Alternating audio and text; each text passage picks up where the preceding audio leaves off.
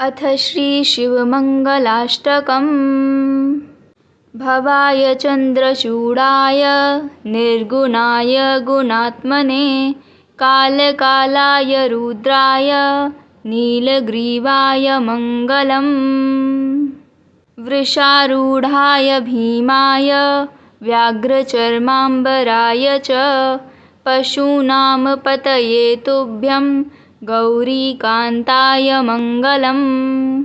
भस्मोद्धूलितदेहाय व्यालयज्ञोपवीतिने रुद्राक्षमालाभूषाय व्योमकेशाय मङ्गलम्। सूर्यचन्द्राग्निनेत्राय नमः कैलासवासिने सच्चिदानन्दरूपाय प्रमथेशाय मङ्गलम्। मृत्युञ्जयाय साम्बाय सृष्टिस्थित्यन्तकारिणे त्र्यम्बकाय सुशान्ताय त्रिलोकेशाय मङ्गलम्। गङ्गाधराय सोमाय नमो हरिहरात्मने उग्राय त्रिपुरघ्नाय वामदेवाय मङ्गलम्।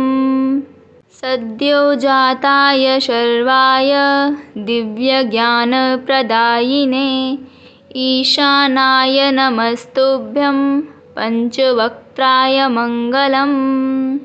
सदाशिवस्वरूपाय नमस्तत्पुरुषाय च अघोराय च घोराय महादेवाय मङ्गलम्। मङ्गलाष्टकमेतद्वै शम्भोर्यः कीर्तयेद्दिने तस्य मृत्युभयं नास्ति रोगपीडाभयं तथा। इति श्रीशिवमङ्गलाष्टकं सम्पूर्णम्। अथ श्रीशिवमङ्गलाष्टकम्। भवाय चन्द्रचूडाय निर्गुणाय गुणात्मने कालकालाय रुद्राय नीलग्रीवाय मङ्गलम्। वृषारूढाय भीमाय व्याघ्रचर्माम्बराय च पशूनां पतये तुभ्यं गौरीकान्ताय मङ्गलम्। भस्मोद्धूलितदेहाय व्यालयज्ञोपवीतिने रुद्राक्षमालाभूषाय व्योमकेशाय मङ्गलम्। सूर्यचन्द्राग्निनेत्राय नमः कैलासवासिने सच्चिदानन्दरूपाय प्रमथेशाय मङ्गलम्। मृत्युञ्जयाय साम्बाय सृष्टिस्थित्यन्तकारिणे त्र्यम्बकाय सुशान्ताय त्रिलोकेशाय मङ्गलम्। गङ्गाधराय सोमाय नमो हरिहरात्मने उग्राय त्रिपुरघ्नाय वामदेवाय मङ्गलम्। सद्योजाताय शर्वाय दिव्यज्ञानप्रदायिने ईशानाय नमस्तुभ्यं पञ्चवक्त्राय मङ्गलम्। सदाशिवस्वरूपाय नमस्तत्पुरुषाय च अघोराय च घोराय महादेवाय मङ्गलम्। मङ्गलाष्टकमेतद्वै शम्भोर्यः कीर्तयेद्दिने तस्य मृत्युभयं नास्ति रोगपीडाभयं तथा। इति श्रीशिवमङ्गलाष्टकं सम्पूर्णम्। अथ श्रीशिवमङ्गलाष्टकम्।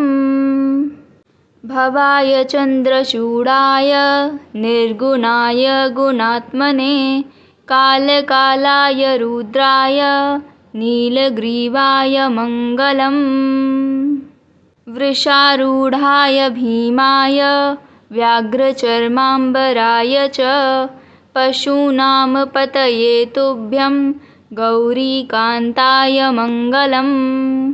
भस्मोद्धूलितदेहाय व्यालयज्ञोपवीतिने रुद्राक्षमालाभूषाय व्योमकेशाय मङ्गलम्। सूर्यचन्द्राग्निनेत्राय नमः कैलासवासिने सच्चिदानन्दरूपाय प्रमथेशाय मङ्गलम् मृत्युञ्जयाय साम्बाय सृष्टिस्थित्यन्तकारिणे त्र्यम्बकाय सुशान्ताय त्रिलोकेशाय मङ्गलम् गङ्गाधराय सोमाय नमो हरिहरात्मने उग्राय त्रिपुरघ्नाय वामदेवाय मङ्गलम् सद्योजाताय शर्वाय दिव्यज्ञानप्रदायिने ईशानाय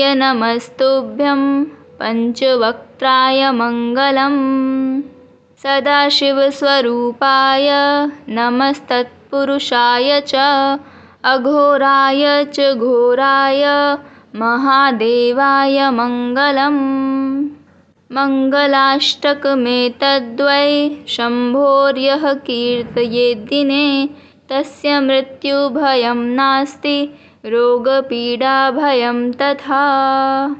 इति श्रीशिवमङ्गलाष्टकं सम्पूर्णम्। अथ श्रीशिवमङ्गलाष्टकम्।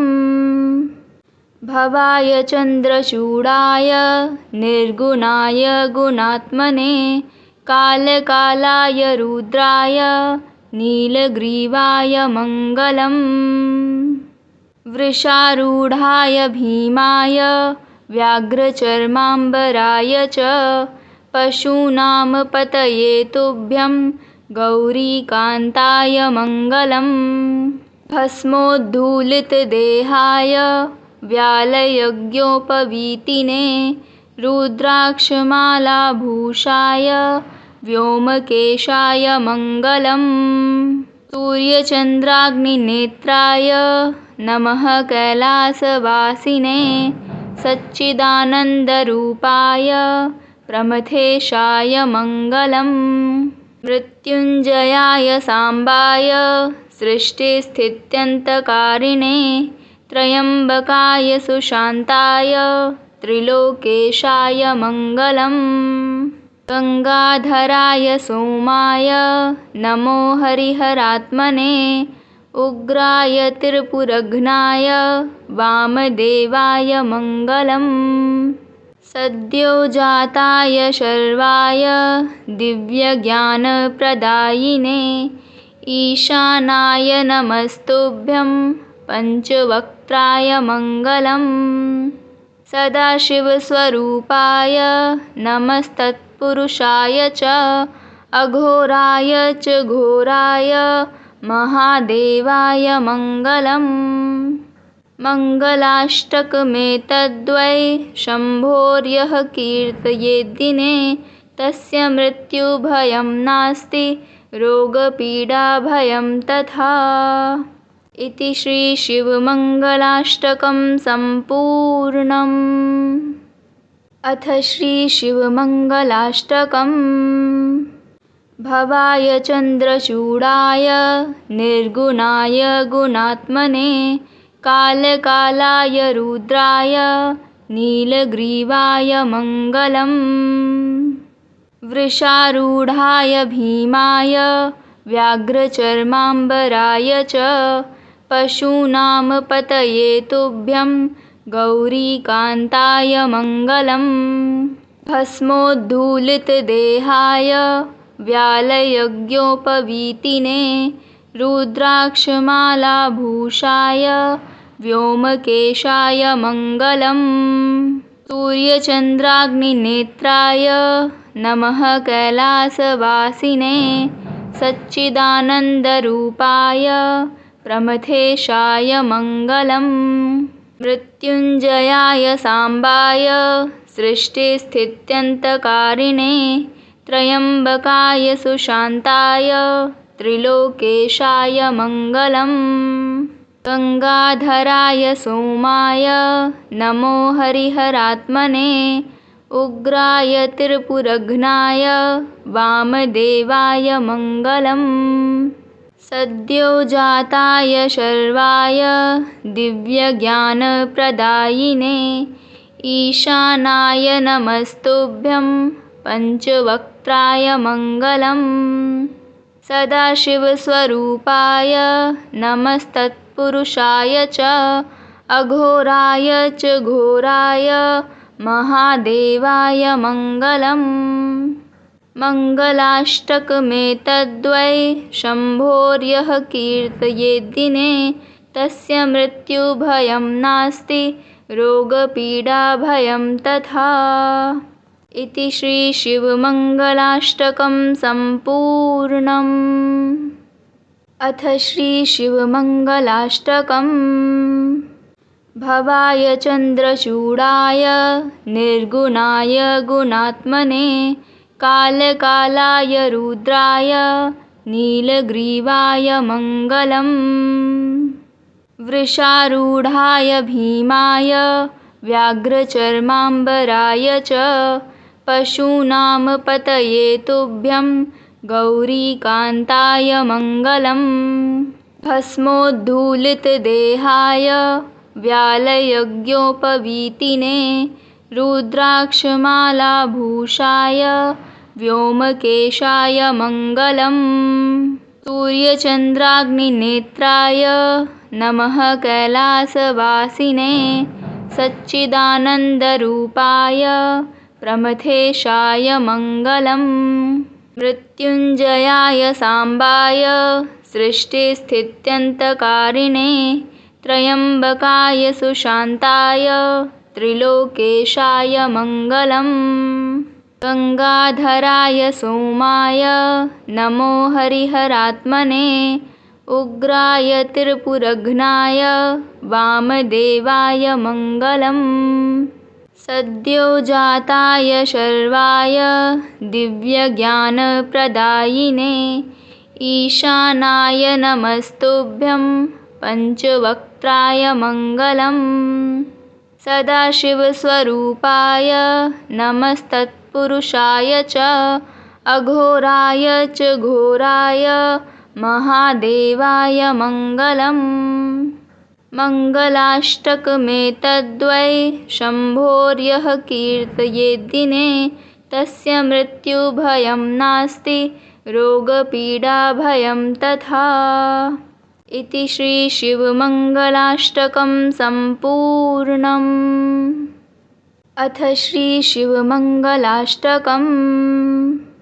भवाय चन्द्रचूडाय निर्गुणाय गुणात्मने कालकालाय रुद्राय नीलग्रीवाय मङ्गलम् वृषारूढाय भीमाय व्याघ्रचर्माम्बराय च पशूनां पतये तुभ्यं गौरीकान्ताय मङ्गलम् भस्मोद्धूलितदेहाय व्यालयज्ञोपवीतिने रुद्राक्षमालाभूषाय व्योमकेशाय मङ्गलम् सूर्यचन्द्राग्निनेत्राय नमः कैलासवासिने सच्चिदानन्दरूपाय प्रमथेशाय मङ्गलम् मृत्युञ्जयाय साम्बाय सृष्टिस्थित्यन्तकारिणे त्र्यम्बकाय सुशान्ताय त्रिलोकेशाय मङ्गलम् गङ्गाधराय सोमाय नमो हरिहरात्मने उग्राय त्रिपुरघ्नाय वामदेवाय मङ्गलम् सद्योजाताय शर्वाय दिव्यज्ञानप्रदायिने ईशानाय नमस्तुभ्यं पञ्चवक्त्राय मङ्गलम् सदाशिवस्वरूपाय नमस्तत्पुरुषाय च अघोराय च घोराय महादेवाय मङ्गलम् मङ्गलाष्टकमेतद्वै शम्भोर्यः कीर्तयेद्दिने तस्य मृत्युभयं नास्ति रोगपीडाभयं तथा। इति श्रीशिवमङ्गलाष्टकं सम्पूर्णम्। अथ श्रीशिवमङ्गलाष्टकम्। भवाय चन्द्रचूडाय निर्गुणाय गुणात्मने कालकालाय रुद्राय नीलग्रीवाय मङ्गलम्। वृषारूढाय भीमाय व्याघ्रचर्माम्बराय च पशूनां पतये तुभ्यं गौरीकान्ताय मङ्गलम्। भस्मोद्धूलितदेहाय व्यालयज्ञोपवीतिने रुद्राक्षमालाभूषाय व्योमकेशाय मङ्गलम्। सूर्यचन्द्राग्निनेत्राय नमः कैलासवासिने सच्चिदानन्दरूपाय प्रमथेशाय मङ्गलम्। मृत्युञ्जयाय साम्बाय सृष्टिस्थित्यन्तकारिणे त्र्यम्बकाय सुशान्ताय त्रिलोकेशाय मङ्गलम्। गङ्गाधराय सोमाय नमो हरिहरात्मने उग्राय त्रिपुरघ्नाय वामदेवाय मङ्गलम्।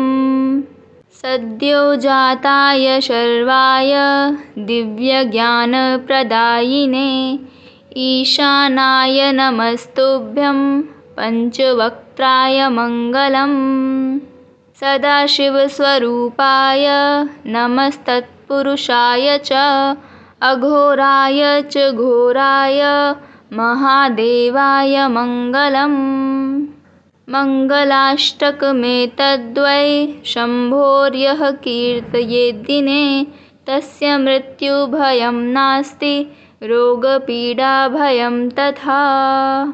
इति श्रीशिवमङ्गलाष्टकं सम्पूर्णम्। अथ श्रीशिवमङ्गलाष्टकम्। भवाय चन्द्रचूडाय निर्गुणाय गुणात्मने कालकालाय रुद्राय नीलग्रीवाय मङ्गलम्। वृषारूढाय भीमाय व्याघ्रचर्माम्बराय च पशूनां पतये तुभ्यं गौरीकान्ताय मङ्गलम्। भस्मोद्धूलितदेहाय व्यालयज्ञोपवीतिने रुद्राक्षमालाभूषाय व्योमकेशाय मङ्गलम्। सूर्यचन्द्राग्निनेत्राय नमः कैलासवासिने सच्चिदानन्दरूपाय प्रमथेशाय मङ्गलम्। मृत्युञ्जयाय साम्बाय सृष्टिस्थित्यन्तकारिणे त्र्यम्बकाय सुशान्ताय त्रिलोकेशाय मङ्गलम्। गङ्गाधराय सोमाय नमो हरिहरात्मने उग्राय त्रिपुरघ्नाय वामदेवाय मङ्गलम्। सद्योजाताय शर्वाय दिव्यज्ञानप्रदायिने ईशानाय नमस्तुभ्यं पञ्चवक्त्राय मङ्गलम्। सदाशिवस्वरूपाय नमस्तत्पुरुषाय च अघोराय च घोराय महादेवाय मङ्गलम्। मङ्गलाष्टकमेतद्वै शम्भोर्यः कीर्तयेद्दिने तस्य मृत्युभयं नास्ति रोगपीडाभयं तथा। इति श्रीशिवमङ्गलाष्टकं सम्पूर्णम्। अथ श्रीशिवमङ्गलाष्टकम्। भवाय चन्द्रचूडाय निर्गुणाय गुणात्मने कालकालाय रुद्राय नीलग्रीवाय मङ्गलम्।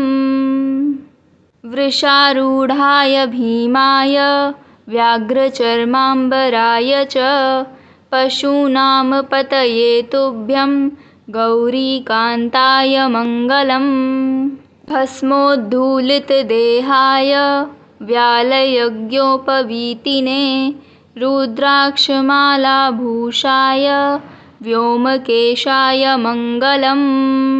सूर्यचन्द्राग्निनेत्राय नमः कैलासवासिने सच्चिदानन्दरूपाय प्रमथेशाय मङ्गलम्।